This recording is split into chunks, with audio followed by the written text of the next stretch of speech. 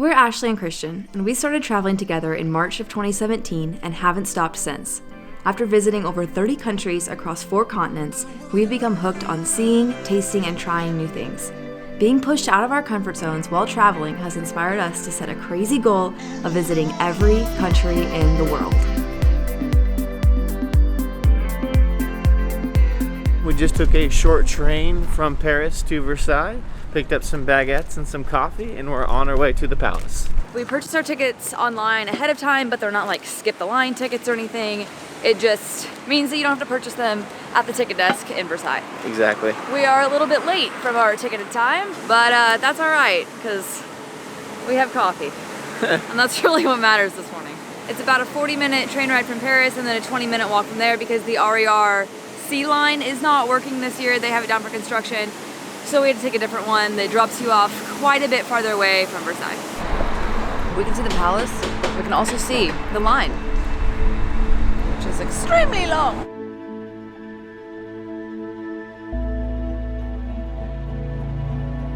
Versailles has been around since 1607, originally a simple chateau and hunting lodge, but it wasn't until the reign of King Louis XIV that it began to expand and eventually become what it is today. Even after the fall of the monarchy in 1792, Versailles has been preserved and maintained ever since.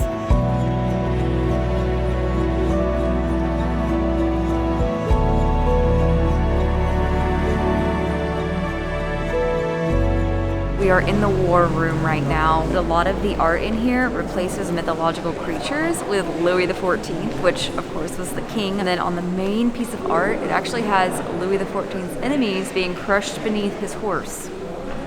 So, obviously this entire palace is dedicated to him, but this room especially really depicts his power.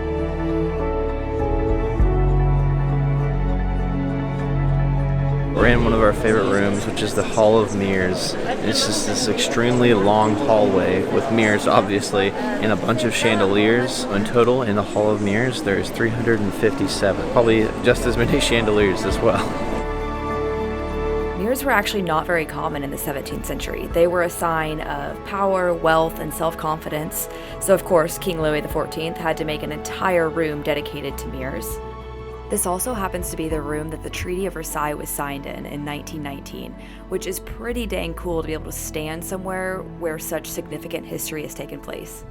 We are now in the king's bedchamber, and historically, the queen and the king would not sleep together. They had separate living quarters, so this is the king's room. And this is actually where Louis XIV died. He died of gangrene after reigning for 72 years. So we are in the queen's bedchamber now. As you can tell, it's a little bit more feminine than the king's.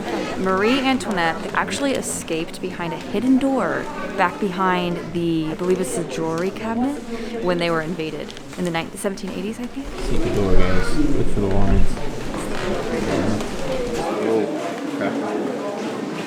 You can kind of see it. There's like a little cutout. That's so cool. Very interesting history right there. During the People's Revolution, when Marie Antoinette and Louis XVI were reigning, the common people broke into this room to demand bread from the royal family. One of the ladies in waiting locked the door so they couldn't get past this room, and that's how Marie Antoinette escaped through that little tiny doors, because they locked this door and gave her enough time to escape.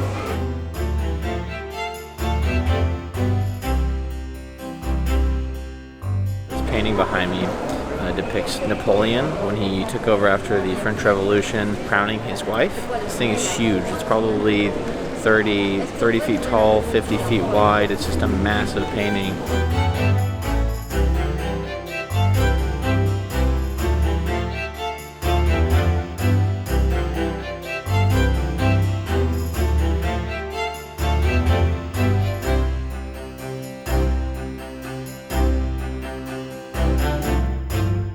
We are in the Hall of Battles. It's 33 different paintings. This is a very interesting hall that depicts basically the entire history of France's battles to get to where they are today.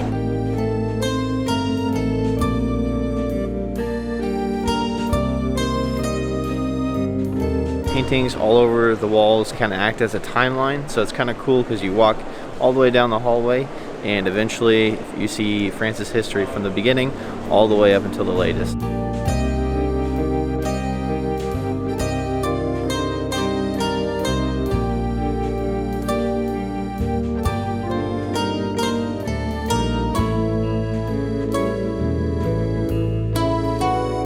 that is Louis XIV, the builder of this palace. Well, he didn't build it. The commissioner of this palace. He didn't probably lay a single brick. So we just went, do that there. Build this for me.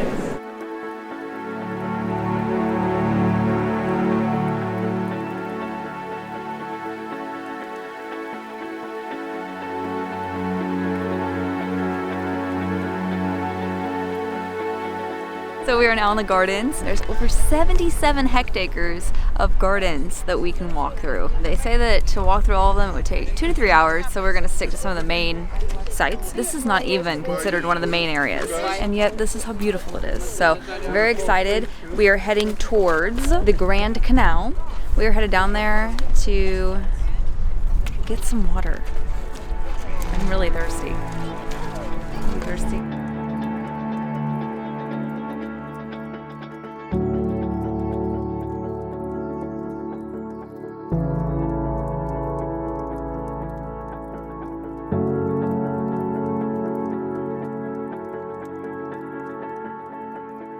We've just stopped at one of the little cafes that's on site. There's quite a few of them, so if you get hungry or thirsty, there's plenty of options. Got a sandwich on a water, and we're just gonna sit here. It's very nice outside. France is very well known for their breads, and this bread is incredible.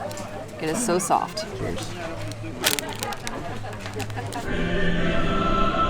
So there's some really nice music walking down from the top of the gardens to the bottom. It's like literal palace music. Kind of stressful though, because it kind of like intensifies. It's really loud.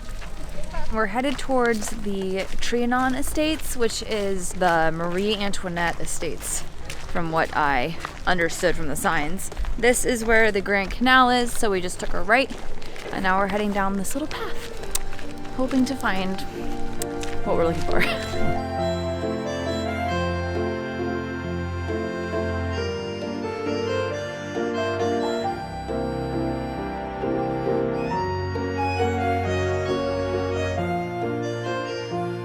Marie Antoinette's estate is small compared to Versailles. I mean, it's like probably 10 times the size of our apartment. The real difference with what is built back here is the gardens.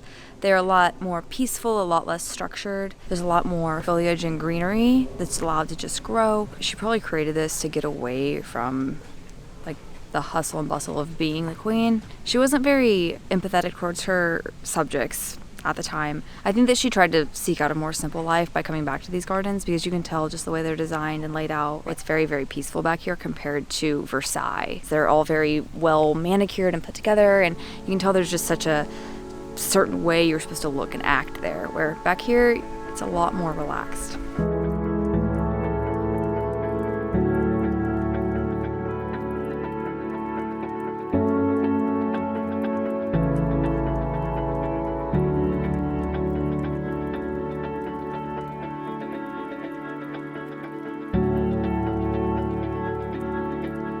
We have arrived at the Grand Trianon after walking through La Petit Trianon, and let me tell you, it's grand. This is honestly my favorite part of Versailles. It just feels more real. I don't know, like It's Versailles. pretty secluded too. Versailles is so grand that it's hard to imagine yourself ever living that or being there. Whereas with this, it's still very grand and beautiful, but it's a lot more down to earth. It's quite a bit of a walk from the actual palace. So. Yeah, it is. We've been in Versailles, like in this estate area, for over 4 hours now, and we just made it all the way out here. And I don't even think we've seen half of the landscape behind the palace. Not even, probably maybe a quarter. Yeah, there's so much to do and see.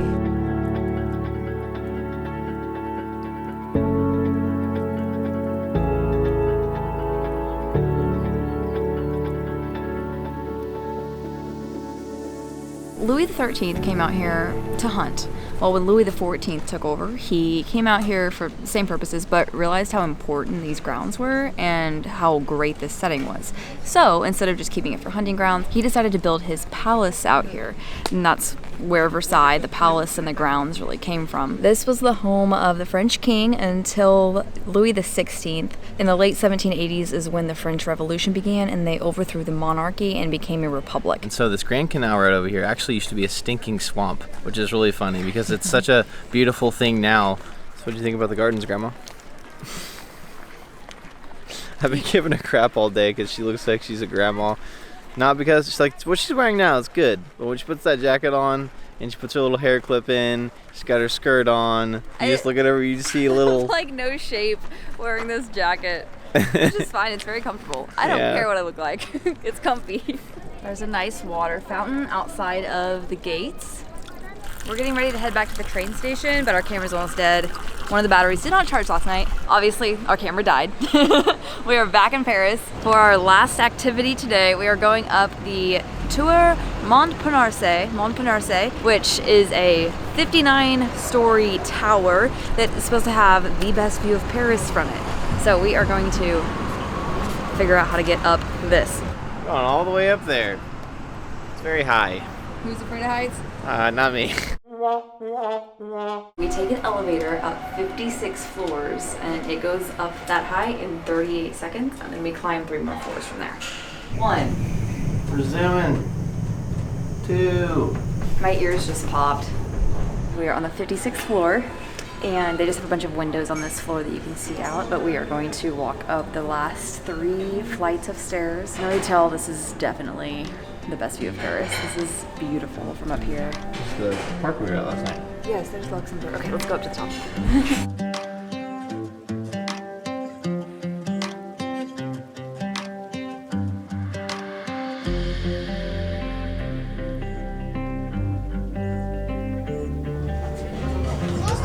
Do I have a bunch of faces? They have these nice protective glass covers up and they have a nice space for your head, but I'm like barely too short to see over it without getting on my tiptoes.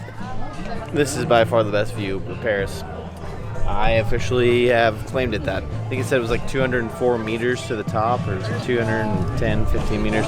It's a lot of meters, man, but this is insane. You can literally point out every important piece of Paris from here. We've done Arc de Triomphe, and that's a beautiful view as well. It's more like not eye level, but you're definitely closer to the ground. Whereas this one, you can see everything in the city, literally everything.